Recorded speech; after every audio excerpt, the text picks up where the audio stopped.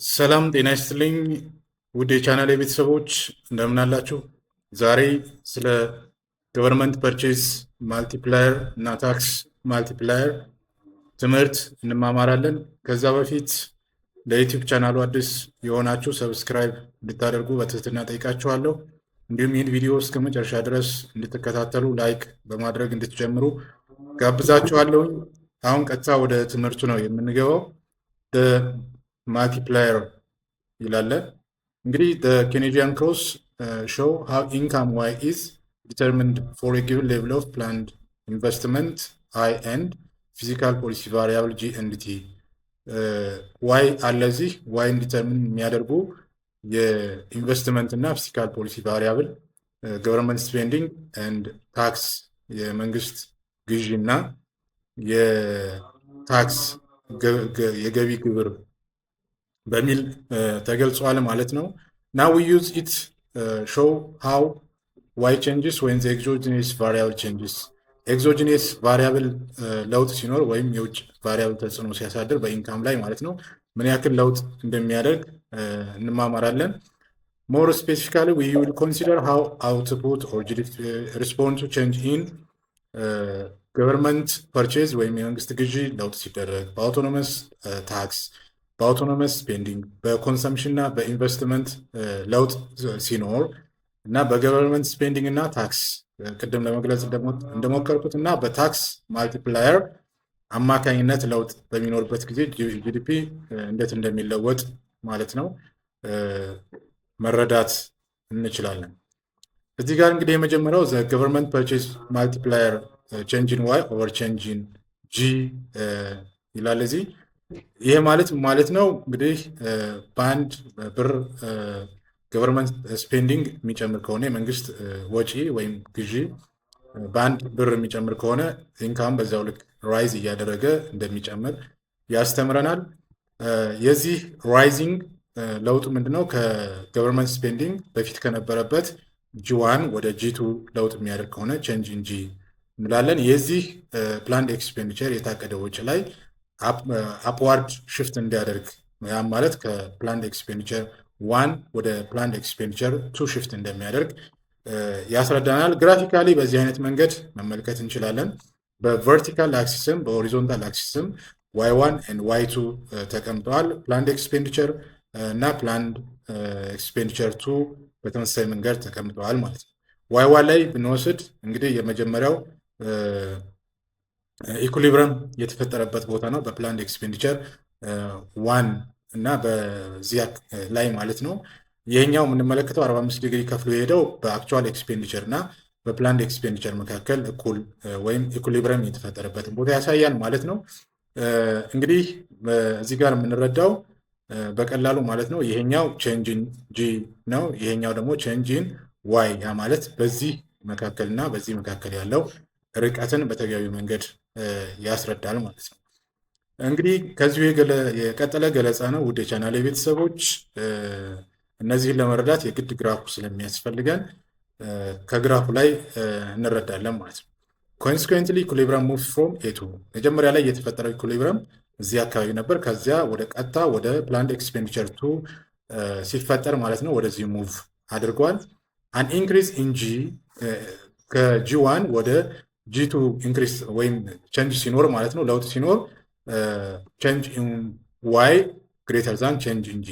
ቼንጅ ኢን ዋይ ማለት ከዚህ አንስተን እስከ ሲ ያለውን ርቀት ወይም ከዋይ1 እስከ ዋይ2 ያለውን ርቀት ወስደን የጂን ለውጥ ስናይ ደግሞ በፕላንድ ኤክስፔንዲቸር 1 እና በፕላንድ ኤክስፔንዲቸር 2 መካከል ያለውን ዲፈረንስ ስናወዳድር ቼንጅ ኢን ዋይ ከቼንጅ ኢን ጂ እንደሚበልጥ እንረዳለን ማለት ነው። from the month from A to B caused by change in G. Change in Y show by the arrows Y to Y1 to Y2 both on the horizontal and the vertical axis እዚህ ጋር መረዳት እንችላለን በመካከሉ ያለውን ልዩነት ማለት ነው። ቨርቲካል B to C አለ እዚህ ጋር ማለት ነው። ከቢ እስከ ሲ ያለውን መረዳት እንችላለን።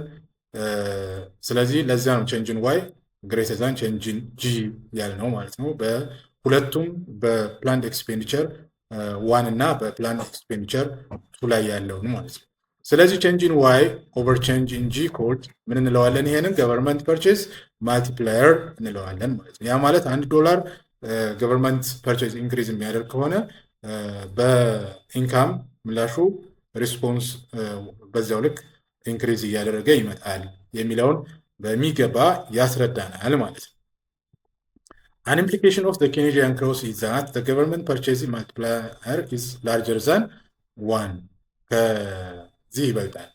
then ከአንድ የሚበልጥ ከሆነ the government purchase multiplier is greater than 1. This is called multiplier effect እንለዋለን። Why does the fiscal policy have a multiplied effect on income? ስለዚህ የፊዚካል ፖሊሲው multiplied effect on income ላይ ምንድን ነው በገቢ ላይ ያለው ተጽዕኖ ብለን ስንወስድ እንግዲህ ያው እንደተለመደው ኮንሰምፕሽን ፈንክሽን ስንል እንትኑ ይሄንን ነው የሚመስለው ፎርሙላው ማለት ነው። ሲ ኢዝ ዘ ፈንክሽን ኦፍ ዋይ ማይነስ ቲ ሃይ ሲሆን ዋይ ሲም በዛው ልክ ይጨምራል። ገቢ አደገ ሲመጣ ወጪም በዛው ልክ እየጨመረ ይመጣል ማለት ነው። ያ ማለት ገቨርንመንት ስፔንዲንግ ሲጨምር ዋይ ይጨምራል። ዋይ ጨመረ ማለት ሲም ይጨምራል ማለት ነው። ስለዚህ ዋይ ጨመረ ማለት በሊትል ቢት ደግሞ ኮንሰምፕሽን ላይ እየጨመረ ይመጣል። therefore in this model an increase in G causes a greater increase in Y. ገቨርንመንት ስፔንዲንግ በጨመረ ቁጥር ገቢ እየጨመረ ይመጣል ማለት ነው። how big is the multiplier? ስለዚህ ማልቲፕላየሩ ምን ያክል ነው አሁን ብለን ስንወስድ ትሬስ የምናደርገው በሚከተለው መንገድ መረዳት እንችላለን። እንግዲህ ዘ ኢፌክት ኦፍ ገቨርንመንት ስፔንዲንግ ቼንጂንግ ገቨርንመንት ስፔንዲንግ እዚህ ጋር ራውንድ ዋን ላይ ኦን ኮንሰምፕሽን ስንወስድ ክፍት ነው። ኦን ኢንካም ላይ ግን ገቨርንመንት ቼንጅ አለ። ተጽዕኖ የሚያሳድረው በመጀመሪያ ኢንካም ላይ ነው። ኢንካም ላይ ተጽዕኖ ካለ ነው ኮንሰምፕሽን ላይ ቀጥሎ ሊፈጠር የሚችለው ማለት ነው። ስለዚህ ሁለተኛው ላይ ራውንዲቱ ላይ ኮንሰምፕሽን ላይ ተጽዕኖ አለ። ኢንካም ላይ በዛው ልክ ማርጂናል ፕሮስፐሪቲ ቱ ኮንሱም ታይምስ በጂ ይሆናል ማለት ነው። ራውንድ ስሪም ራውንድ ፎርም በዛው ልክ እየጨመረ ይመጣል። ስለዚህ ቼንጅን ኮንሰምፕሽን ስንል የማርጂናል ፕሮስፐሪቲ ድምር ሲባዛ በቼንጅ ጂ ገቨርንመንት ስፔንዲንግ ይሆናል።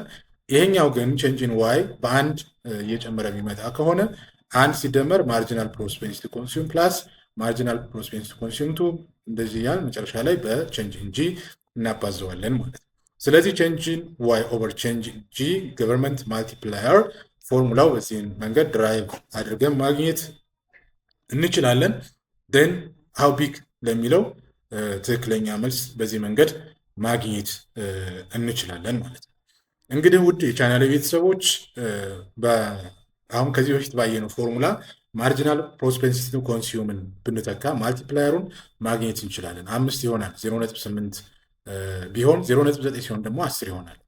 እዚህ ጋር የምንረዳው ምንድን ነው? ማርጂናል ፕሮስፐሪቲ ኮንሱም ኢምፕላይዝ ዛት a larger fraction of additional income is consumed, thereby caused a larger induced increase in demand ይሆናል ማለት ነው። ዜን ኮንሰምፕሽን ፎርሙላ ይሄ ነው። ዋይ ኢንካም ፎርሙላው ይሄ ነው። ስለዚህ በሲ ቦታ ይሄኛውን ሰብስቲት ብናደርግ እና ደሪቬት ብናደርግ ማለት ነው በቀላሉ የምናገኘው ምንድነው ፋይናል ኢኩዌሽን ኢንካምን ይሄንን ማለት ነው። ይሄን ፎርሙላ በጂ ደሪቬት ስናደርገው ይሄን 1/1 ማይነስ ሲ እናገኛለን። በአውቶኖመስ ኮንሰምፕሽን ደሪቬትም ስናደርገው በቀላሉ ከዚህኛው ከመጀመሪያው ጋር እኩል ነው እናገኘዋለን። በኢንቨስትመንትም ደሪቬት ስናደርገው በገቨርንመንት ስፔንዲንግ እና በአውቶኖመስ ኮንሰምፕሽን ደሪቬት ካገኘነው ውጤት ጋር ተመሳሳይ ነው። እዚህ ጋር እንደምናየው ልዩነቱ የሚፈጠረው በታክስ ደሪቬት ስናደርገው ነው። ስለዚህ ማይነስ ሲ ኦቨር 1 ማይነስ ሲ ይሆናል ማለት ነው። ስለዚህ ዲዋይ በጂ ደሪቬት ስናደርግ እና ከታክስ ጋር እንዴት አድርገን ነው ኢኩዌት ልናደርግ የምንችለው ብለን ስንወስድ በቀላሉ ደሪቬት እያደረግን ስንቀጥል መጨረሻ ላይ 1 ማይነስ ሲ ኦቨር 1 ማይነስ ሲ which is equal to 1 ይሆናል ማለት ነው። ስለዚህ if tax is linear function of income, t is the function of t times y በቀላሉ መስራት እንችላለን በዚህ ፎርሙላ መሰረት ማለት ነው። ዋይን በቲ ቦታ ቲ ዋይን አስገብተን እዚህ ጋር ልክ እንደምናየው ማለት ነው ስንሰራ እና ደሪቬት ስናደርግ መጨረሻ ላይ የምናገኘው ውጤት ይህንን ይሆናል ማለት ነው። ስለዚህ 1/1 ማይነስ ሲ ፕላስ ሲቲ ይሆናል። ይህን በአውቶኖመስ ኮንሰምፕሽን፣ በኢንቨስትመንት፣ በገቨርንመንት ስፔንዲንግ ደሪቬት አድርገን ያገኘ ነው። ስለዚህ ታክስ ማልቲፕላየሩ ምን ይሆናል? ቀጥታ ማባዛት ይሆናል ማለት ነው። ስለዚህ ዋን ማይነስ ሲ ዋይ ኦቨር ዋን ማይነስ ሲ ፕላስ ሲቲ ይሆናል ማለት ነው። እንግዲህ ውድ የቻናል ቤተሰቦች ለዛሬ በዚህ ላይ ይበቃናል። በሌላ ትምህርት በሌላ ጊዜ እስከምንገናኝ ድረስ ጤና ይስጥልኝ።